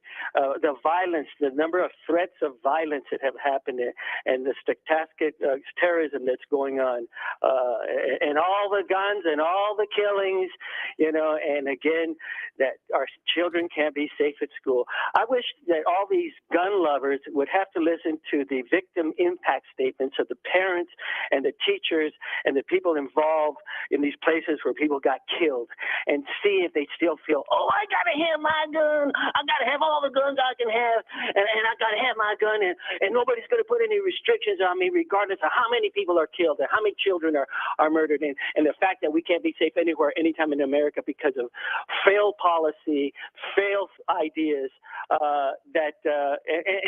here's where we are. Here's where we are.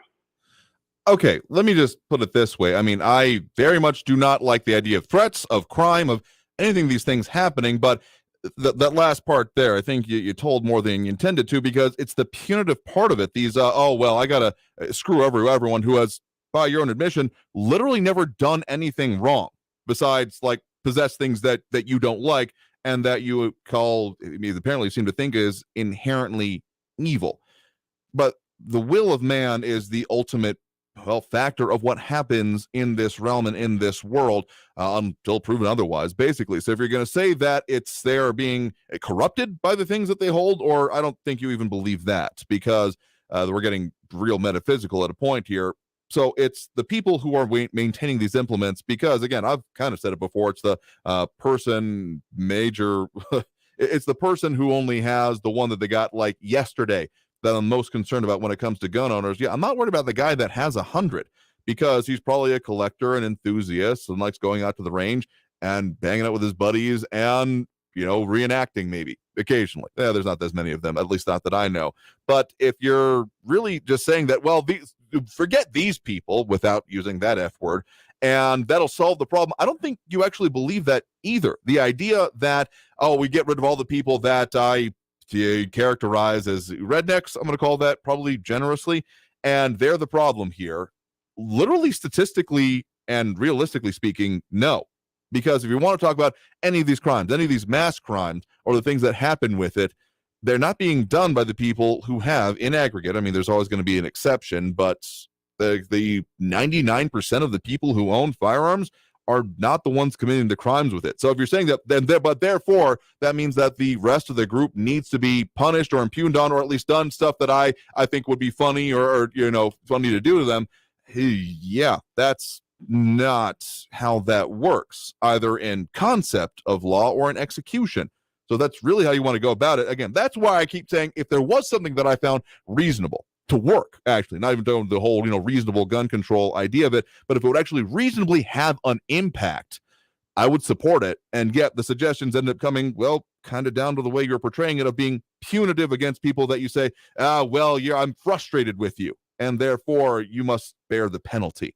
And that is not how law in the United States works. So appreciate the point in the call for what it's worth, and discussion on the local issues for the part that applied here. But we got to take that next break right now. So coming out of this break, we will get to more of the calls, more of the comments, and more of the things that we're going to get into here today. So again, remember that phone number, 915-544-5876, 915-544-KTSM. We'll be back after this next break with more Talk El Paso here on News Radio 690 KTSM. Don't go anywhere.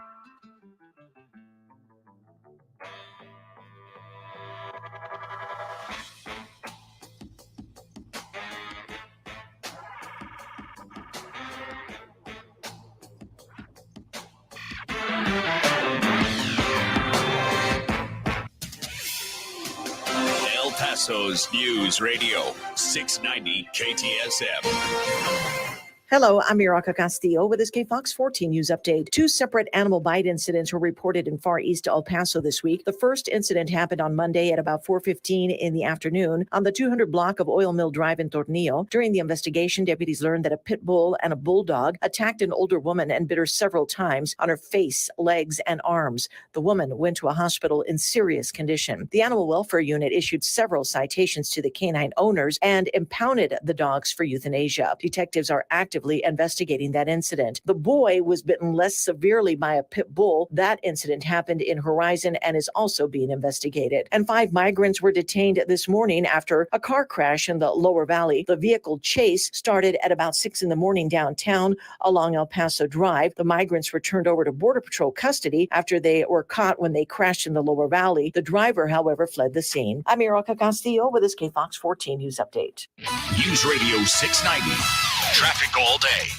A crash is blocking the right lane on the 54 Patriot southbound at Trowbridge. Slow traffic on the I-10 from Hawkins to the Patriot with 7-minute delays. It's an 11-minute backup on Montana Avenue. And police are still at an injury accident eastbound Pelicano at Pullman Drive. Try Vista del Sol or Zaragoza to get around any slowing there. Carrie Edwards, El Paso traffic. From the KFOX 14 Severe Weather Center, I'm Chief Meteorologist Brad Montgomery. A cold one for tonight, 20% chance of a rain shower, low around 32 degrees. I want to mention, if you're going to be traveling east of El Paso, once you get a couple counties east, there could be some icy road conditions. Back here in the borderland, 20% chance of a morning shower for your Thursday, high around 58 for tomorrow, with mostly sunny skies and a high around 60 for your Friday. From the KFOX 14 Severe Weather Center, I'm Chief Meteorologist Brad Montgomery. This report is sponsored by Staples Stores. Staples Print and Marketing is committed to quality and printing perfect every time. Now at Staples, get $10 off your document printing and marketing materials order of $50 or more. Offer ends $225. See staples.com/store/printbig for details. Try Staples and see the difference. I'm Martin Hoke, the inventor of Navage Nasal Care, and I love Navage. I've told you about how your nose is the body's air filter, that Navage's powered suction will help flush out allergens, viruses, mucus, and germs, and that Navage will help you breathe better. But what do other people say about Navage? Like Josh, quote,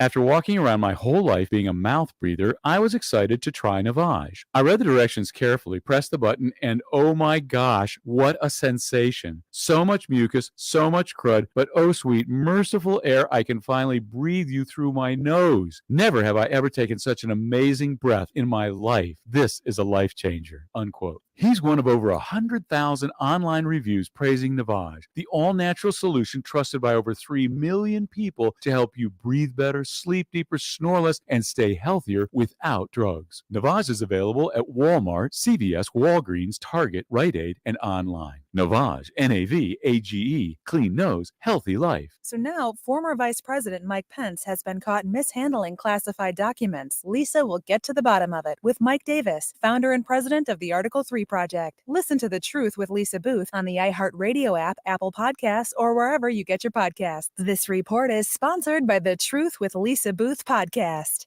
Weather and traffic info. You need it? We have it. Traffic and weather all day. Stay informed. News Radio 690 KTSM. I adopted Bento in 2010 from a shelter. A lot of people know him as Keyboard Cat. That's just one adoption story that started at a shelter. Visit theshelterpetproject.org to find a pet near you. Brought to you by Maddie's Fund, the Humane Society of the United States, and the Ad Council. El Paso's News Radio 690 KTSM. Live from the KTSM AM 690 studios, it's Talk El Paso with Andrew J. Polk. To be a part of the show, call 915-544-KTSM or follow on Facebook at facebook.com/Talk El Paso. Now here's your host, Andrew J. Polk. Thank you all so very much for joining us here for Talk El Paso, airing live on News Radio 690 KTSM. I'm your host, Andrew J. Polk. Thank you for tuning in, however you may be doing so. A lot of ways to interact with various parts of the show, including facebook.com/Talk El Paso, the Talk El Paso channel over on YouTube, Twitter at Talk El Paso, or twitch.tv, Andrew J. Polk. Of course, also have that phone line open here, 915-544-5876.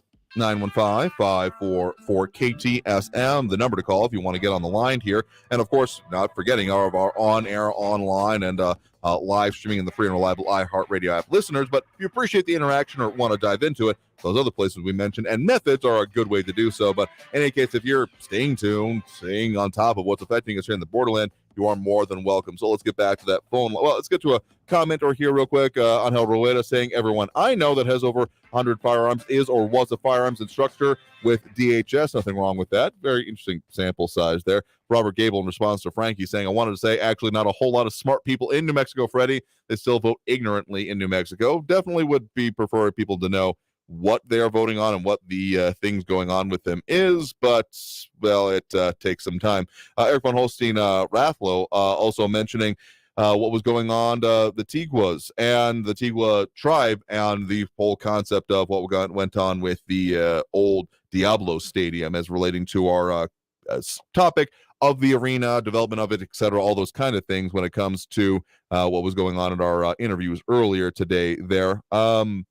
And RJ saying, I think Alamogordo and a handful of other towns vote conservative. The rest is blue or apathetic. Yeah. Oh, the answer to that question that Frankie did bring up, actually, and it was, I believe that House Bill 164, and it was introduced, among others, by John Block of Otero County. So that's I'm just added to the list of bills we're keeping our eye on from the New Mexico legislature that you all have brought up. But anyway, let's go back to that phone line here right now. We do have Ben on the east side with us. Ben, thanks for joining us. Hello, Andrew. Over the weekend, because of the mention on Friday of President Eisenhower's farewell speech in 1961, I decided to read and study his whole speech. And in the past, like most others, I think I discussed his speech through the lens of his warnings about the military-industrial complex, and didn't really look at it that much. But when I was reading his speech, I realized he was warning about so many other things, and a lot of things that are taking place in the United States and consequently in the world today. Through the use of computers and technologies and the occurrence of COVID, there's been a suppression of independent thought, and social and scientific inquiry, and consequently an erosion of our civil liberties. And he warned about computers and technology. Yeah. And government and the elites have also found a way through the use of ESG scores to now control the use of our money in our everyday lives. And through the Trusted News Initiative, they now can control our sources of information and make sure we all have right think, just like in George Orwell's 1984 Ministry of Truth. And one more thing that I thought was very interesting was that Eisenhower also warned that the implementation of things like these things that we've just discussed could bring about the possibility of a war that could end civilization. I'd like to encourage everyone listening today to read Eisenhower's farewell speech in 1961 and to listen to what he was saying. He was truly a prophet, and we should all heed his warnings. Particularly to the last point you brought up there on the whole destruction of the earth, or those kind of thoughts of it.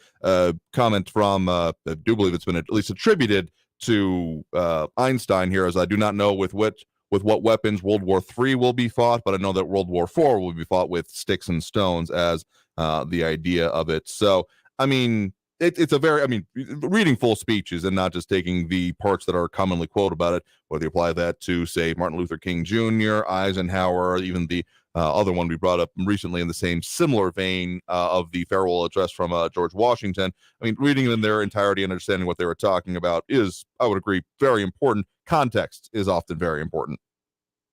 Yeah, for sure. Real quick, like Raul, I'm amazed.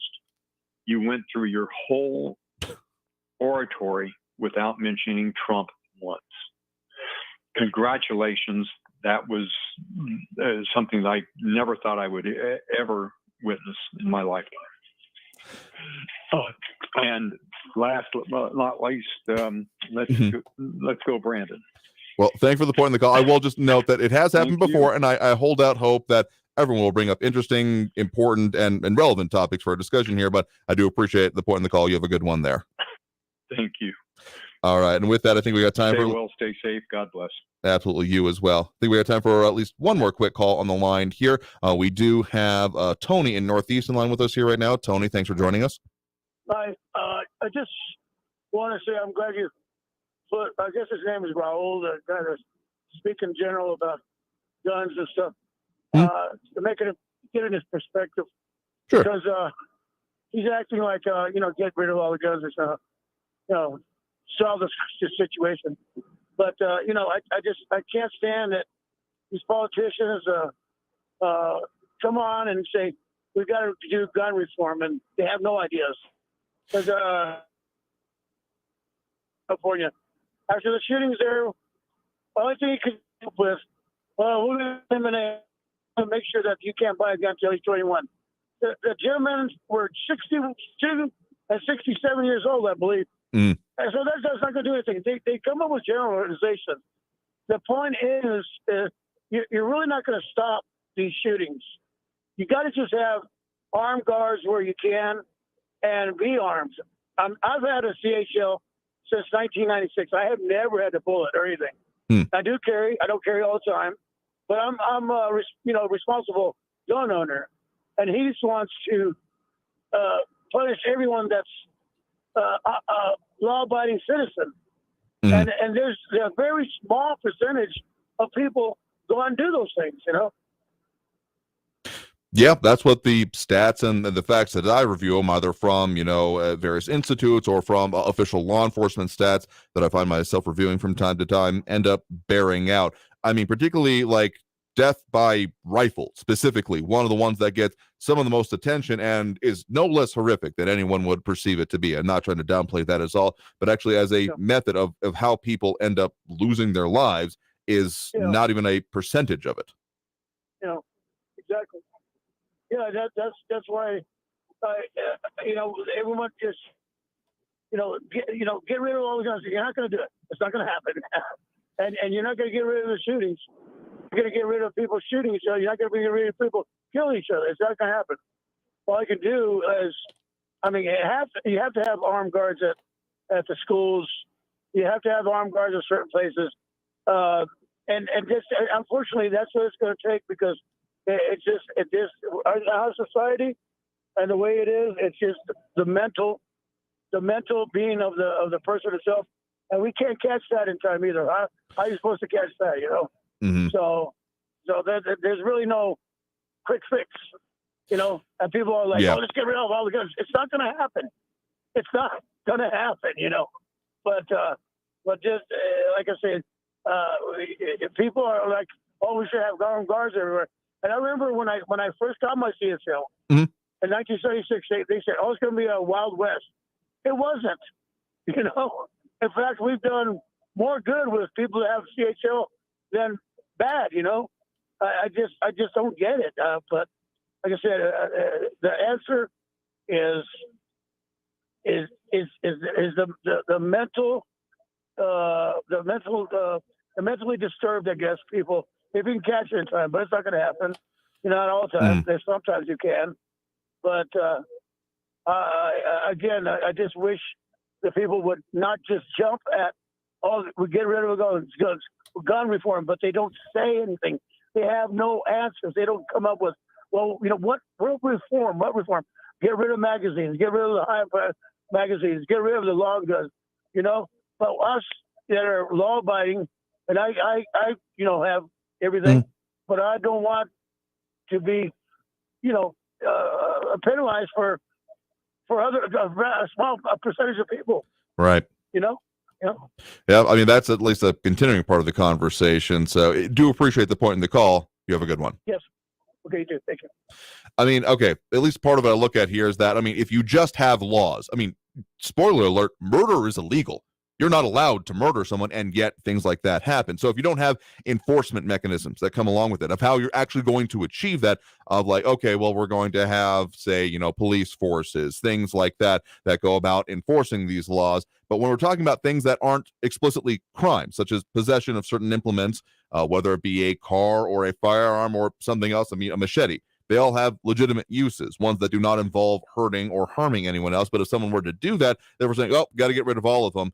I mean, do you think drunk drivers or someone who have gone on sprees involving just bladed implements on themselves here to say that, well, just get rid of all of them and it'll fix it, to call that within proportion of any individual crime, even in an aggregate of it, I do feel is unjustified. But beyond that point, the way to, if there was a way, we're getting magic wand territory, is the way I keep referring to it as, just, wave a magic wand to get rid of all of it. Okay, you know what? Maybe that would work. But if you don't have the magic wand, how are you going to achieve that? Because any of the ways that they keep consistently, and I do mean consistently, being proposed, end up not being effective. They end up not actually achieving that, because you're not removing it from those that are, well, have the propensity, the inclination, or the ultimate follow-through of causing the violence or the harm. It's from those that were like, well, I'm a law-abiding person, so I guess I'll abide by the law now. And that is just bass-backwards at its very base. I mean, the idea of mental health care and access to it should absolutely be a part of the conversation, is coming up here among other things. I disagree with the suggestion. At the very least, red flag laws, without done in a very important way. I've even heard from people that actively oppose the idea of personal firearms ownership, but still say leave the Fourth Amendment alone while you're going after the Second, essentially. So there are still implications. I would imagine that if there were easy answers, we would have done that already. So the fact that there aren't any leads it up to, a lot of these answers come out of ideology, unfortunately, as opposed to what might actually work or not. And so if you don't actually look at effectiveness of it and just say, well, nope, I think this is what we need to do, therefore we're going to do it. If you disagree with me, you're evil, bad, wrong, etc. That's not actually a conversation, among other things. So until that point, until we see something that I think might be getting to the possibility of it, I don't know. I don't have any good solutions. If I had a solution, I would have mentioned it by now, but just saying, just get rid of all of it and it'll be definitely solved. If you actually think that'll be effective, we'll have to talk to you more about the fact that, like, black market exists. So you have to get more into the nitty gritty of the enforcement there now, aren't you?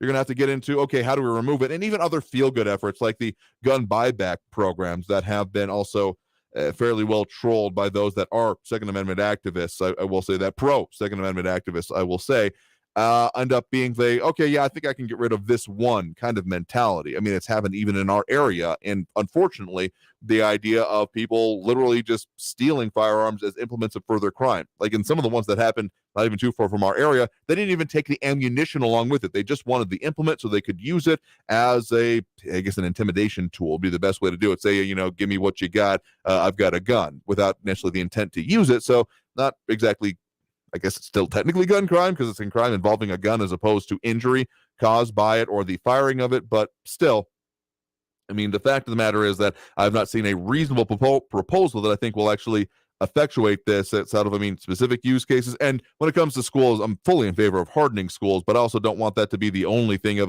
we have to accept that these things will happen. I think there's an answer out there, but I haven't stumbled across it personally yet. But let's go ahead and take that last break of this hour right now and come back and tell what we got coming up for you on the program. So stay tuned. More Talk El Paso after this break here on News Radio 690 KTSM.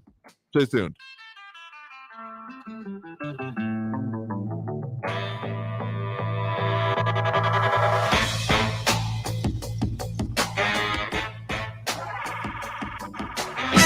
Traffic all day. News Radio 690.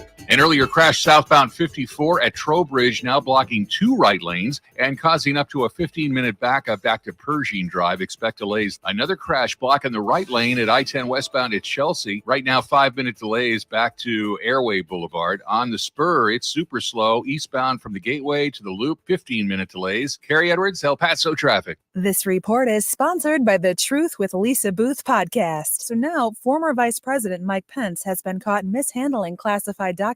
Lisa will get to the bottom of it with Mike Davis, founder and president of the Article 3 Project. Listen to The Truth with Lisa Booth on the iHeartRadio app, Apple Podcasts, or wherever you get your podcasts. On the Exorcist Files podcast, a leading exorcist and demonologist shares stories of disturbing and vicious cases of possession.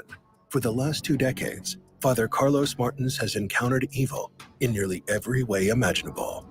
What Hollywood portrayed in The Exorcist with levitations, vomiting, spitting at the priest, all of that has not been a movie for me. I have seen that firsthand. Listen to The Exorcist Files on the iHeartRadio app or wherever you get your podcasts. El Paso. Does getting credit up to $150 a month to spend on everyday needs like food and over-the-counter products or to pay for utility bills sound good? Then ask about a United Healthcare Dual Complete Plan. You'll keep all your Medicaid benefits and get more benefits at no cost to you. Call United Healthcare today at 1-855-UHC-MORE. That's 1-855-UHC-MORE. Benefits, features, and or devices vary by plan and area. Limitations and exclusions apply. Food, OTC, and utility benefits have expiration time frames. Call your plan or review your evidence of coverage EOC for more information. Texting enrolls you into reoccurring automated text messages. Consent not required to purchase. Message and data rates may apply. Hey, Dan, how you doing? Haven't seen you around the gym for a while. Yeah, I've really fallen off. Since I turned 40, I just don't get the results I used to get. Could be lower testosterone. Lower T. Yeah, I went through it a while back. Once you hit 40, your body has less free testosterone. I got Nugenix Total T, and it's made a huge difference for me. I've seen that ad on TV. Is it for real? Oh, yeah. The patented key ingredient is something called Testofen, which helps boost free and total testosterone levels to help you trim up and stay lean. And it's made a difference for you? Man, I feel like I'm in my 20s again, at work, in the gym, and in the bedroom. Are they still giving out complimentary bottles for people to try it for themselves? Yeah, you just need to send them a text. Text HUNK to 42424 right now for your complimentary bottle of Nugenix Total T, the #1 selling testosterone booster at GNC. Plus, text now and we'll include a bottle of Nugenix Thermo, our most powerful fat incinerator ever, to help you get back into shape fast. Absolutely free. Text HUNK to 42424. That's HUNK to 42424. Rosetta Stone, where language is learned. rosettastone.com. News Radio 690 KTSM.